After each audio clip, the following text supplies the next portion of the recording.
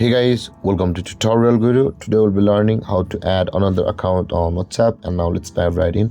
Now to add another account on WhatsApp, first open up your WhatsApp on your phone, and after you have opened your WhatsApp on your phone, at the top right corner of the screen you can see the three-dotted icon available for us. Tap on that three-dotted icon and tap on the settings option available for us just below the start messages. And again, over here on this interface you can see your name over here at the top of the screen, and at the right side of that option there is a drop down arrow with a green circle on it.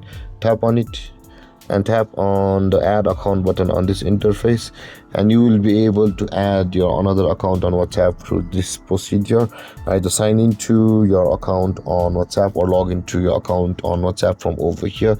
After you have entered your correct details, a verification code will be sent to you, and enter that verification code over here. And after you have entered your account, you will be able to add your other account from over here on this interface. And with that being said guys, this is how to add another account on WhatsApp.